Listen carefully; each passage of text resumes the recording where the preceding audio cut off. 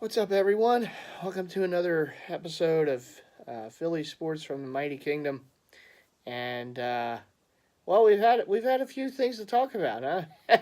For the how things kind of transpired over the weekend and into the week now.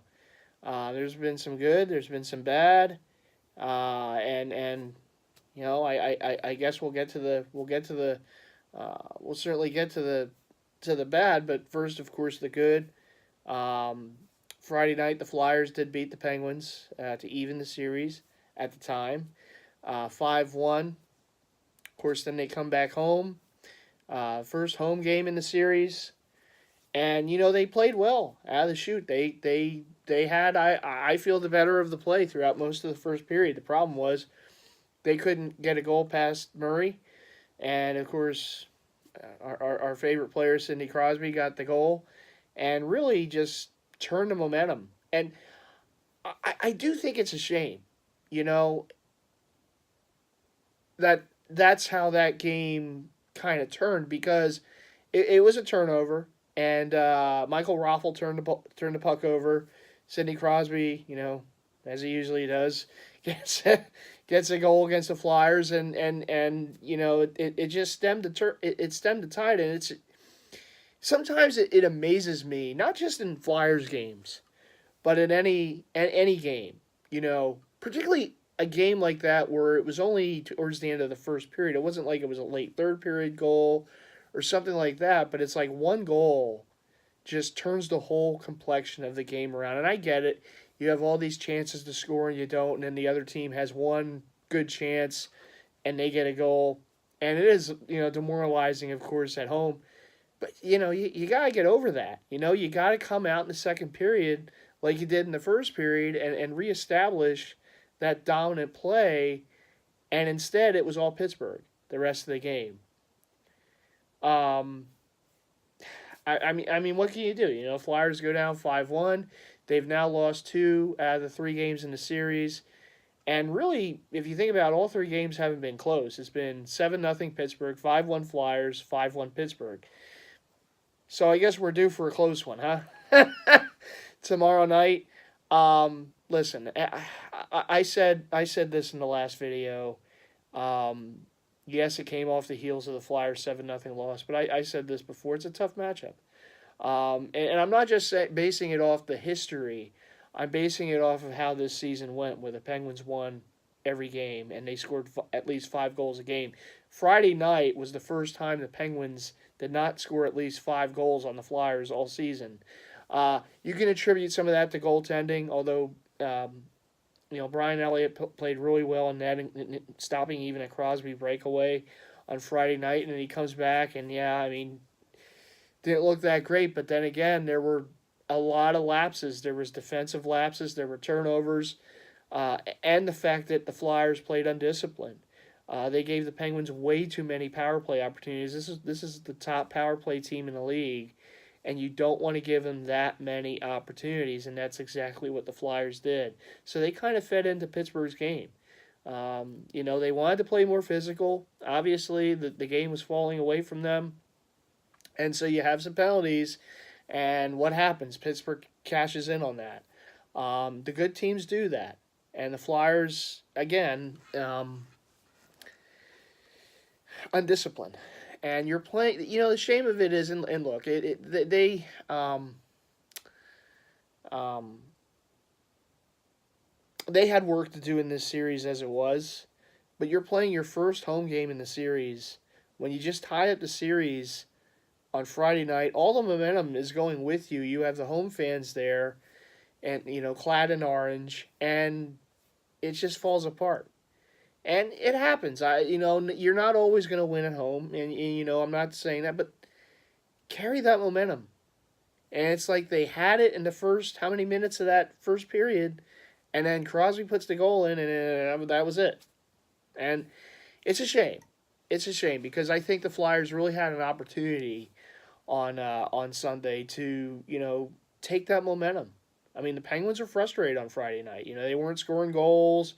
They had opportunities. I mean, they missed some big time opportunities, and Crosby was getting frustrated. He broke his stick over the, on the goalpost there, and but it's like I don't know. Much too much I've seen this with the Flyers over the years. This is a team that hasn't won a playoff series in a number of years. The last two times prior to this year, they were in the playoffs. They lost in the first round to the Rangers. They lost in the first round to the Capitals. And I know there have been teams like the Capitals who have been a lot more frustrating over the years, who have had great regular seasons only to fail in the playoffs. But it's really getting to the point now. And I do think that this team will grow and get better. They have some young talent. Hopefully they can get a goalie. That would be nice. I know they got Hart coming up through the system, so hopefully he pans out. We hope.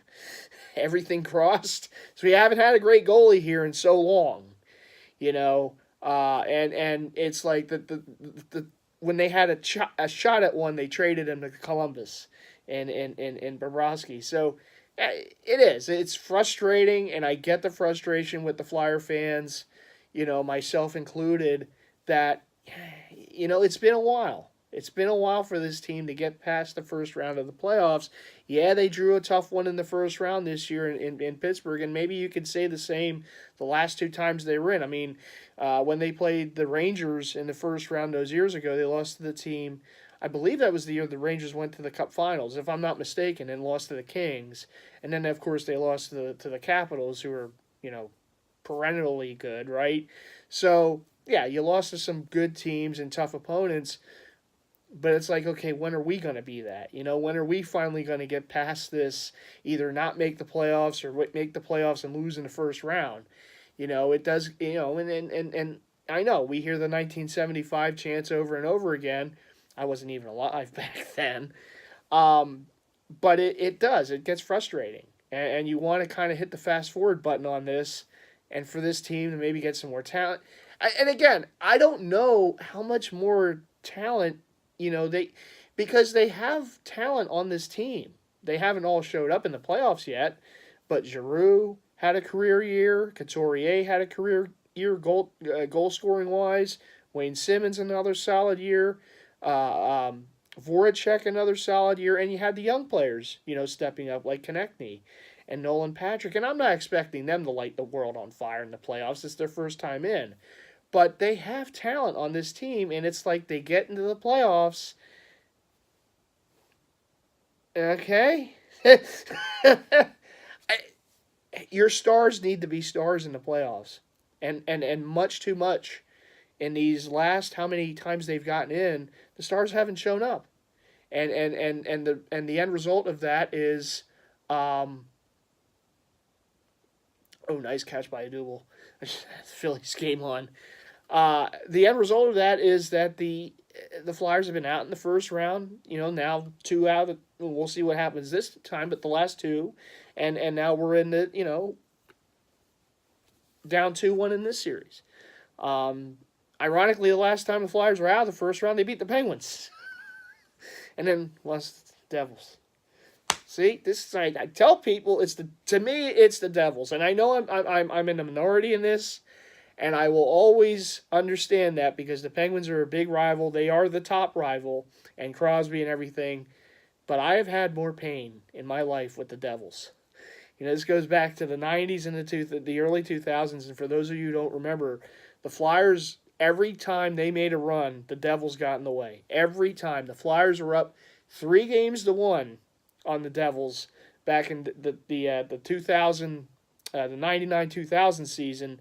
3-1, and they lost 2 of the 3 games at home to that damn team, and the Devils won those cups. If the Flyers just could have beaten the Devils back in 2000, they would have won the cup that year because the Devils beat Dallas in the Cup Finals that year, and that Dallas team was ready to be had, and it would have been the Flyers would have been a hot team going in there, and they would have won the cup that year if they just could have gotten by the. So I have more pain with losing to the Devils. The Penguins, I've seen them lose to the Penguins, including in Eastern Conference Finals years ago, and I get it. They are the chief rival. They're the in-state rival, Crosby, everything. Yeah, I get that.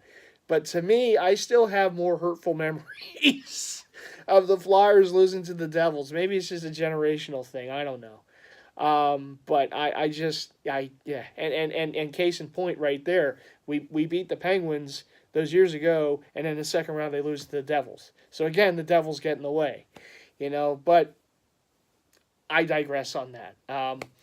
I know it's frustrating. I really hope the Flyers show up tomorrow night for a full 3 periods, and even up the series. And then you know what? You never know. You go to Pittsburgh for Game 5, 2-2. Who knows? Hockey's a funny game. A bounce here, a bounce there, and you have a series lead. You just never know. So I don't think they're done or out of it.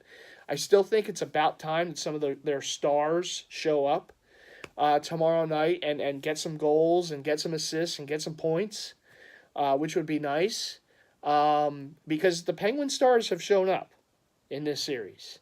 Crosby, Malkin, uh, um, Kessel showed up in the last game. So they've showed up, and Murray's been in 2 of the 3 games near perfect. Okay? And yes, the Penguins certainly know how to win in the playoffs. They've done it how many years? It's a tough team to beat. It's a tough out the first round because you're playing against a lot of experience. But it's not to say that they're unbeatable. Last Friday night, you saw that they are beatable. Um, Elliott's got to play better in net. The defense has got to play better in front of him. You got to limit the power plays for the Penguins. You got to play them 5-on-5. And you know what? It wouldn't hurt if the Flyers got some penalties, for them, and cash in on those penalties. The Flyers have been, the 2 of the last 3 games have been almost non-existent when they're on the power play. The puck seems to be in their zone more than it is in the Penguin zone on their own power plays.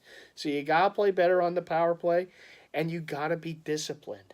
I think that's the biggest key for tomorrow night, discipline.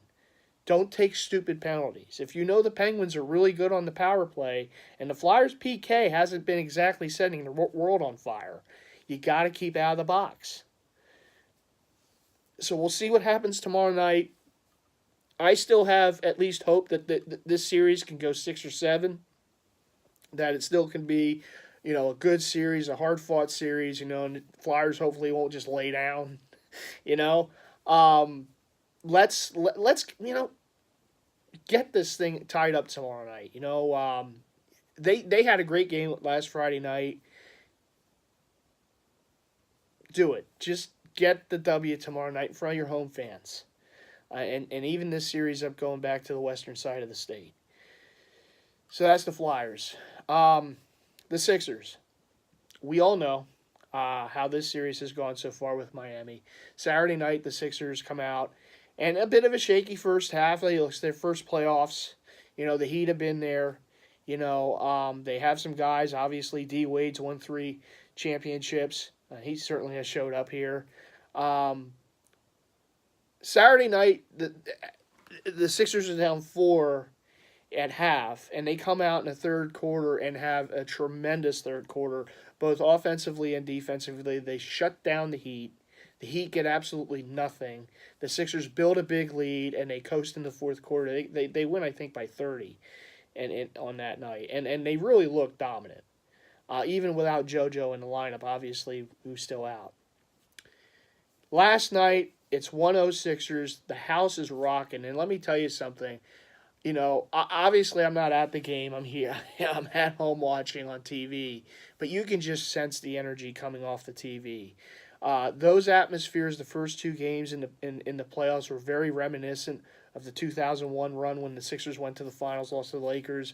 But AI was the MVP, and they had that run. And that building, the Wells Fargo Center, was the place to be. It just was. And you just had that sense these last 2 games. Oh my, we're back. And like I said before, this is a town that loves basketball, that appreciates it. Obviously, it's a football town first, but they love the hoops. And we have great love for our, obviously for the collegiate teams, high school teams, and of course for the Sixers. We've just been waiting for this for so long, for this team to get there. Right, to put this process together, and here we are. And we have players that we're going to be able to enjoy for many years, like a Simmons, like an Embiid, like a Sharch. Okay, last night didn't go so well. Sixers play well in the first quarter. I think they had like a 29-22 lead, something like that. Second quarter, just like it was for the Heat in game one, it was the Sixers. Sixers could do nothing right in the second quarter. It was a horrible quarter. And I know, how the game ended, but the game was lost in the second quarter. And really in the third quarter too. The Sixers just could not buy a basket. I mean, like the hoop had a lid on it. It was bad. And the Sixers, obviously, look, they shot very well in game one, particularly from three. And you're not going to do that all the time. I know the Warriors make it look easy at times, but you're not always going to have games like that. And here's the thing, a game like last night is a reason why you need JoJo in the lineup. I mean, the playoffs, it's a half court game. Yeah, you get your fast breaks off turnovers and stuff like that. I understand that, but it's a slowed down pace. And in the first game of this series, the passing was much better. They were able to take advantage of the mistakes that the Heat were making defensively. And look, the Heat adjusted. They played better defensively last night, particularly in that second quarter. But there was no flow in this offense. When the Sixers just kept shooting threes that weren't going down. And when you have that half court game, it's nice if you can move the ball inside a little bit here and there. And the Sixers look, this offense is a perimeter driven offense. And it's the kickouts, it's the different passes. You saw it in game one. Look, this team won, 16 games in a row, playing that type of offense. I mean, 52 wins in the regular season. When the shots are going down, it's a beautiful offense. But when they're not, you're going to have moments like last night in that second quarter and the third. Fourth quarter, they certainly shot better, but in the first quarter. But for two of the four quarters in the game last night, they did not shoot well. The Heat conversely did. The Sixers shot less than 20% from three, whereas the Heat were making their shots. Now, I don't expect the Heat to continue to shoot like this, even though the next two games are in Miami. The Heat are not that type of team. Now, they got hot last night, no pun intended.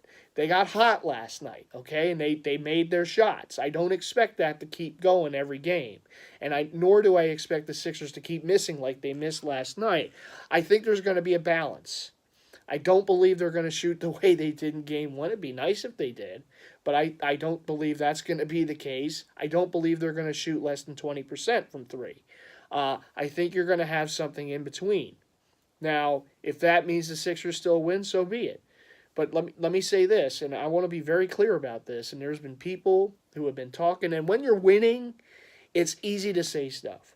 It's easy to forget. And I know JoJo's been out of the lineup for a number of games with the orbital fracture, and they had the surgery and everything. I get that. He's been out. He's been missed. The Sixers keep winning. All these games in a row, 10 in a row or whatever since he went down, plus the game one in the playoffs. And the talk is, well, maybe we don't even need him for a series. We'll be okay. Maybe it would just disrupt things. You need Joel Embiid in there.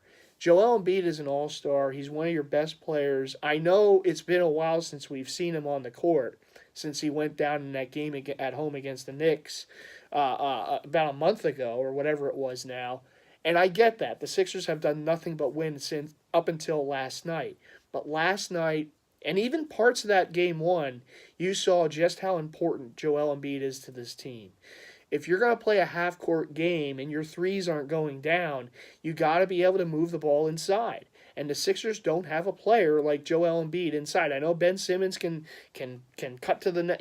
He's an athletic player. Okay, even though he missed some of his layups and he should have had some dunks in there last night that weren't converted. But Joel Embiid is a difference maker down low. And I know if the Heat going to put Hassan Whiteside on him, all right, he's a decent defender, but what does Hassan Whiteside do? He fouls a lot. Okay, as you saw even last night. The guy fouled before an inbound, for God's sakes. So, to me, you need Joel Embiid. You need him. If the Heat are going to play that type of defense, Joel Embiid is a disruptor of that type of defense. He's a very difficult person to cover. And I'm not throwing him up there with Hakeem Olajuwon, but you saw what Hakeem used to do with the Rockets. Very difficult guy to cover, multiple moves down low. Takes a couple people to cover him, and what happens then? Then you have the kickouts. Hakeem was a very good passer, so is Joel Embiid. All right? So you see the difference without Joel in the lineup in a game like last night. You also see it defensively. Even in game one, and I know the Sixers blew them out, so this might be forgotten, but for a large portion of that first half when the Heat built a lead, and they held a lead going into half, there were multiple times where players like Olynyk were able to get up down, under the basket and get easy baskets. Even the drives, even like a D Wade, who's very good against anybody, particularly when he was in his prime, able to drive the hole, drive to the hoop, and make a layup or a dunk. Okay? Joel Embiid is a great defensive player. Without Joel Embiid down the middle, down low, it makes it too easy for some of these other players, regardless of whoever it is getting the ball down low, making things happen. Even I know Whiteside was in foul trouble. One of the things they love to do is the lob with him. Well, you get Joel Embiid down there, you can take that play away from the Heat as well. Joel Embiid is just a difference maker on defense. This team is much better defensively with JoJo in the lineup than when he's not. And I know it hasn't really surfaced that much. And obviously they had done nothing but win since he went out, even game one of this series. But you saw the difference last night. Maybe if he's in there last night, the Heat aren't going on this big run. Maybe if he's in there last night, the Sixers don't go through this big scoring drought in the second quarter and into the third quarter. Okay, so the game might be a little more even then, and then maybe the Sixers pull away by the fourth quarter and get the W. I have no doubt in my mind, none whatsoever, if Joel Embiid was in that game last night, if he had never gotten hurt, and he was in there. The Sixers are up 2-0 right now. There is no doubt in my mind they are up 2-0 right now in the series. So for everyone who said, "Oh, did they really need Joel in this series?" or what's it? Oh yeah, you do. And I've been saying it all along. You need him. You need your stars. And I don't know what's going on. He wants to play. They're keeping him. I don't know. I will say this, and I'm going to be very clear about this with the Sixers, okay? Because I was one of those process believers, okay? I was one of those people who believed in this system that they were doing, losing games, Tankapalooza, Ping Pong Palooza, whatever you want to call it, the process, to get these type of players. And to get these type of players so that when you get to the playoffs, you can proceed in the playoffs, that these star players will be there and playing like star players do when you see these other teams with their stars. And I understand he's coming off an injury. He has to wear the mask. How many players have we seen in the playoffs with the mask? Rip Hamilton made a career for himself with the mask, okay? If the Sixers, and if there's a real reason to keep him out, okay, I get that, But if this is just being overly cautious and with the kid gloves on,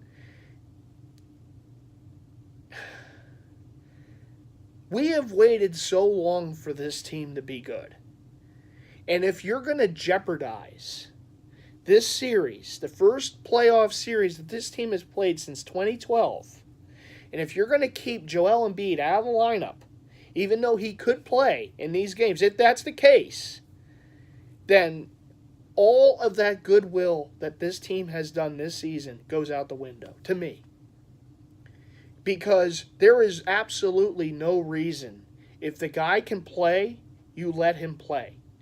Okay? And you're up 1-0 going into last night, I get that. But if he is good to go, and there's no other reason other than you being a little overly protective of one of your superstars, okay, to not let him play, you got to let him play. Now we're going into games 3 and 4 in Miami, where the Sixers have not fared overly well over the years, including this year. They lost both games, even with JoJo in the lineup. Okay, and one of those games, I know if JJ Redick makes an open three, they win one of those games. A last-second open three, I know, but then D Wade missed one in Philly, so I guess it evened out. Here's the problem. If Joel doesn't play in Game 3, and heaven forbid they're to lose that game, okay? Now the Heat are up 2-1 with the next game in Miami.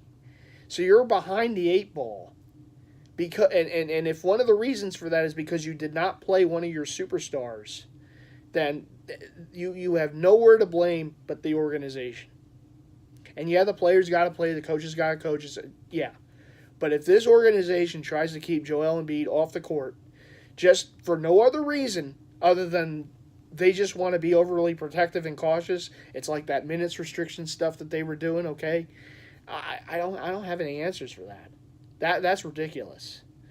I mean, I hearken back to the situation where the Washington Nationals had Steven Strasburg on a pitch count and a pitch limit, and he went through that in the regular season. They didn't start him in the playoffs, and the Nationals haven't won a playoff series since they've been a franchise, since they moved over from Montreal.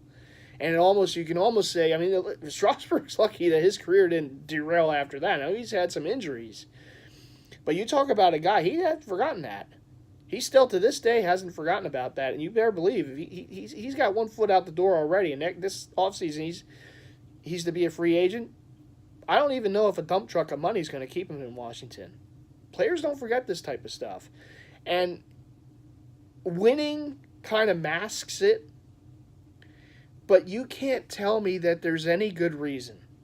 Other than if he's just medically uncleared. If there is some reason to just, you have to keep him out until he's 100%, whatever.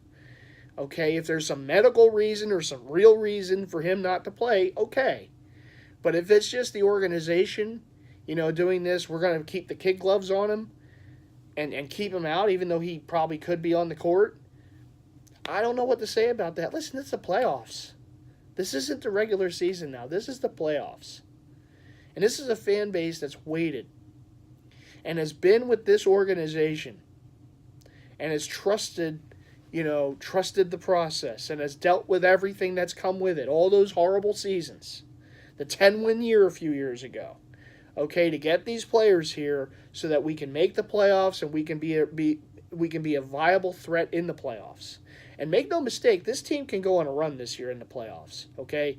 Hopefully JoJo is in there. I don't know if he's going to play Game 3. I hope so. But if not, hope to God he's in there in Game 4. Okay? And it's like the waiting game continues. And when's he going to play? But, again, if this is warranted medically, then okay. If this is, we're not starting him just because we're concerned, I'm sorry, this is the playoffs. He's one of your superstars. He needs to be in there. It's a 1-1 series now. You're going to Miami for 2 games. You got to at least get a split there. Come back for Game 5, 2-2, win Game 5, take the hold of the series. Okay? Perfect world, they win the 2 games in Miami. They finish this thing off in 5. I don't know if that's going to happen. Even if JoJo's in there. Okay, because for whatever reason, the Sixers do struggle in Miami. So, we'll see. And I know the Heat have had some good teams. Particularly when LeBron and them were there. But let's hope that this deal with Joel Embiid, and I know he tweeted out, this is, I wish they would stop being. Hey, I'm there with him. I really, if that's what this is, then shame on them. Because, come on. This is the playoffs. And you need your stars to play in the playoffs. You need that. Maybe you can get away with it here and there in the regular season, but when the lights turn on in the playoffs, you need your stars, and they need to be stars in the playoffs. Those are the teams that win. So, yeah, frustrating game last night, particularly that second quarter into the third quarter. How that game ended, where they let Dwayne Wade take over the game. Look, he's a great player. He's got his ticket to the Hall of Fame, waiting for him. He's been a great champion. He is Mr. Miami Heat, but this isn't 13, 14, 15 Dwayne Wade here, all right? This isn't, when they had the big 3 in Miami. So do a better job against Dwayne Wade. He won 1 game for them there earlier in the season. He won another game in the playoffs now last year. Do I expect him to play at that level every game? No. And again, I don't believe the Heat are going to shoot like that every game like they did last night. okay? But if you give them too many open opportunities, maybe they will. But then the Sixers, I don't expect them to shoot as poorly as they did last night. I don't expect them to shoot the lights out as they did in game one. Like I said, there's going to be a happy medium in there, I believe, the rest of the series. That was one of the worst shooting nights the Sixers have had all year. Really, you'd have to go back to probably the beginning of the season to see another performance like that from them because they are a much better shooting team. They just are. They've won 16 games in a row playing that kind of ball when they're shooting well. They won game one doing that. So they're a better shooting team certainly than what we saw last night. Okay? And if JoJo is good to go, put him in there in game three. Let him get out there with the mask and do his thing. And this team is better off for it. If he can't go in game three, if he can go in game four, well, let's just hope the Sixers can find a way, like they did in game one to get a win. Because how much of a big uplift would that be if the Sixers do win game three in Miami and then Joel Embiid comes back in game four? So, listen, it was a frustrating night, obviously, when you go so long as this team has gone, 17 straight games without a loss, and you have a loss, particularly on home court where they played tremendously all year long, winning game one as well. It's disappointing. And but I tell you, I expected a series from the Heat. This is a good team. This isn't a team to overlook. They have good players. Dwayne Wade has won 3 championships. They know how to play in the playoffs. This team has been in the playoffs, maybe not last year, but they have been in the playoffs before. And they know how to win in the playoffs. So this is not an easy opponent. It is an opponent I'm glad the Sixers got in the first round, but it's a tough one. And they call it a playoff series for a reason. It's a series. It's not just going to be Sweep City all the time, as fun as it would have been. So we got ourselves a series on our hands. It's 1-1, going to Miami for games 3 and 4. Hopefully, hey, like I said, at the very least, the Sixers get a split there, 2-2 coming back for game 5. I still feel good that they can take care of business in 6 or 7. And if it does go 7, it's here. It's at Wells Fargo. So it is going to be a series. And there are going to be moments that we're going to have the bite the fingers moments, and that's what the playoffs are all about. And we might have forgotten about that around here, since we haven't been in it since 2012. But this is the playoffs. This is for real now. So strap in. Get ready for a series. That's what it's going to be. And like I said, I hope Joel can play. I hope he can play game 3. If not game 3, certainly by game 4. And if he doesn't play game 3, hopefully they still find a way to win it. It would be scary if they don't. If they lose and go down 2-1 in game 4 still in Miami, where they still have to figure out how to win at that point. Yeah, but do I think that they can take care of business? Absolutely. This team has played too well. Really, certainly in the later stages of the season, but really throughout the season to be overly concerned. But the Heat are a good team, and they play well at home. They're going to have their fans there, and the Sixers just have to overcome it and find a way. I still have faith that they can do it. So, look forward to that game Thursday evening. The Phillies swept the Rays over the weekend, and then they play the team that's given them all sorts of trouble this year in the Braves. They lose the game last night. They're tied 1-1 right now in the 7th inning. In the top of the 7th, Phillies have 2 on. Runners at first and second with 1 out. So we'll see what happens here. Hopefully they can get some runs and get a win. Certainly last night was disappointing. 2-1 loss of Double Herrera with some mental errors. Running the base paths and then in the outfield. But on the plus side, Aaron Nola pitched well again. He's pitched well all year. The bullpen pitched well. It's just one of those games. The offense wasn't there. Sometimes you just got to tip the hat to the other team. The Phillies, they left too many runners in scoring position. As I say that right now, they get the double play, and that's the inning.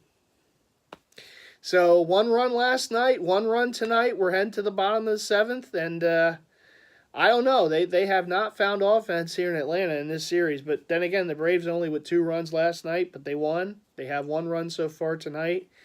I mean, the Phillies are pitching pretty good, and they pitched good over the weekend, the starters and the relievers. And you got to be happy for that. Jake Arrieta pitched well, included with that over the weekend. So we'll see how things are going. It's still early in the season, and they are a young team, so there's going to be mistakes. But I do believe Gabe Kapler's done a better job, certainly since the last time the team was in Atlanta to start the season. And I'm still excited. I'm excited for the young kids on this team, and hopefully they can progress and have some great seasons to come. So in a nutshell, and I know I've gone on for 35 plus minutes, Flyers pick it up tomorrow night. Play disciplined. Get some pucks past Murray. Stop some pucks, particularly from that number 87. That would be nice. The Sixers, with or without Joel, find a way in Game 3. Find a way to finally win in Miami. Go up 2-1 in the series. And then we'll see what happens the rest of the way. Hopefully JoJo comes back Game 4. If not Game 3, I'm still hoping Game 3. But if not, Game 4. I certainly want to see him on the court in Miami within these 2 games. So let's get the series back and take home court away from the Heat. And the Phillies, obviously, just keep progressing. And the young kids keep progressing. Find some offense in Atlanta, too. Find some offense, guys. Come on. I know the Braves are playing better this year, but, find some offense against these guys, All right, everyone. Well, thanks for watching. Thanks for giving me 36 plus minutes of your time. I will be back with another vid, probably, I don't know, maybe on Sunday or so. Wrap up how the rest of the week and into the weekend's gone for our teams. And thanks for watching. As always, let's go Flyers tomorrow night. Come on, guys. You've already proven you can beat the Penguins once. Let's do it again. Let's go Sixers. Thursday night in Miami, and then, of course, Saturday afternoon. And let's go Phillies. And let's go Union. All right, everyone. Take care.